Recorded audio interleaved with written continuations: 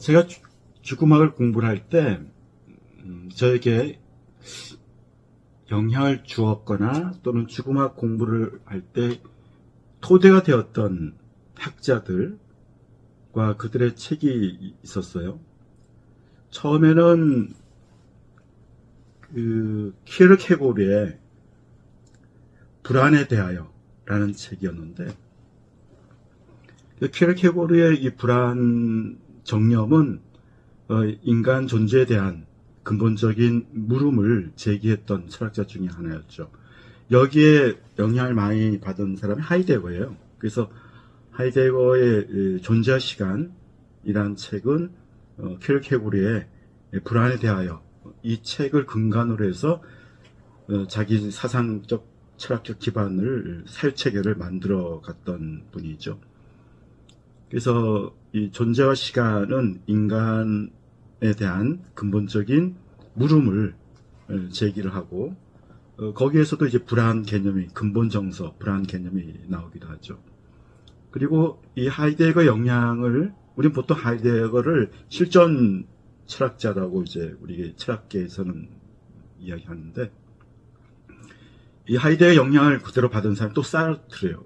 그렇죠? 사르트르. 사르트르의 책 중에 하나가 존재와 무라는 책이 있어요. 무는 없음. 존재 자체는 내가 존재라고 할 수 있는 실체가 없다는 거야. 그리고 존재는 무에 대한 이 불안감, 무의 없음에 대한, 부재에 대한, 부정에 대한, 부재, 없음, 부정, nothingness, 이런 감각이야말로 상실에 대한 감각이라는 거죠. 또는 결핍에 대한 감각이고, 불안정한 상실에 대한 감각이죠. 그러니까 사르트르에 있어서의 무 개념은 인간이 어떤 실존의 가능성에 대한 물음을 제기할 수 있는 그 근본 개념이 무의 개념인데, 이 무는 주금학에서는 죽음이죠. 없음, 부재, 또 상실, 결핍, 뭐 이런 메타포로 이야기할 수 있는 것이기 때문에, 그래서 저에게 영향을 줘 주금학에 제가 토대를 쌓을 수 있는 철학적 기반은 키르케고르, 하이데거, 또 사르트르. 또 이 사르트르 이런 실존 철학자들의 영향을 받은 사람 중에 하나가 에릭 프롬이에요. 에릭 프롬 책 중에서도 소유냐 존재냐. 그러니까 인간의 두 가지 양가 감정이 있는 거죠. 소유에 대한 욕망이 있는 반면에 또 하나의 욕망은 존재에 대한 욕망이죠.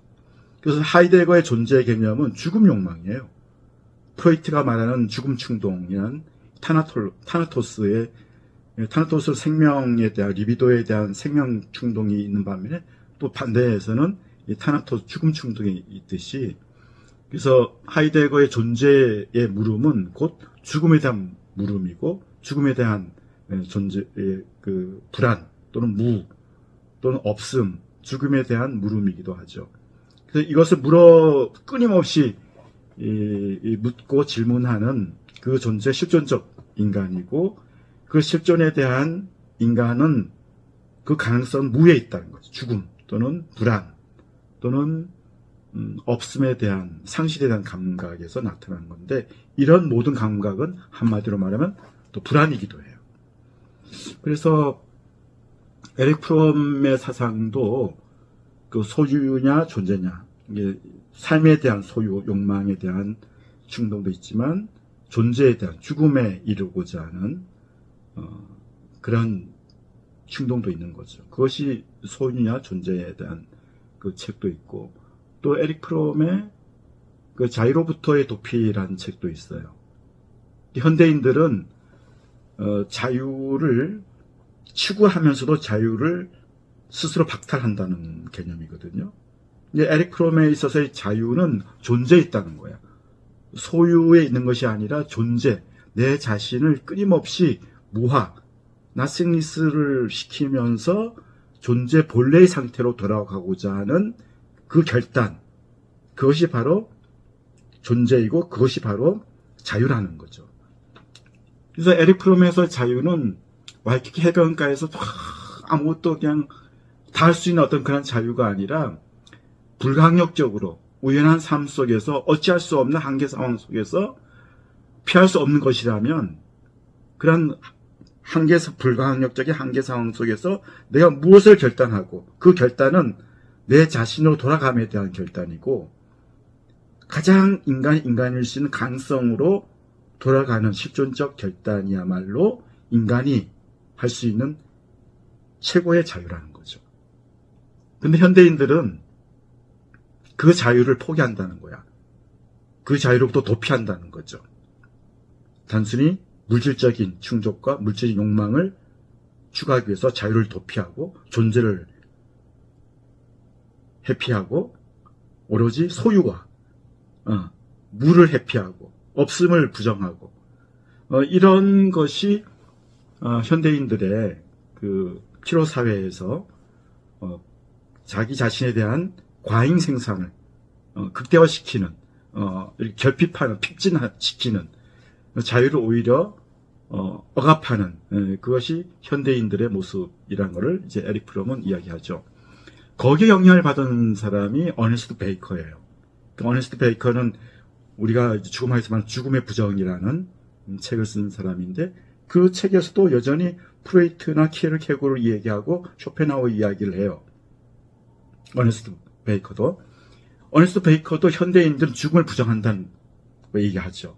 우리한테 다가온 상실, 아픔, 슬픔, 고통, 눈물, 이 물을 없음에 대한 부재의 감각을 회피한다는 거야.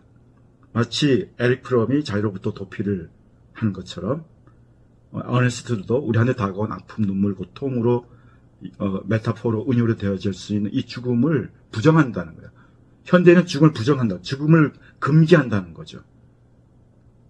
죽음을 부정하고 금기함으로써 현대인들은 자신의 진정한 자유를, 진정한 존재로의 회귀를 거부한다는 그것이 제목이 그 내용들이 주로 어네스트가 말한 죽음의 부정이라는 책입니다.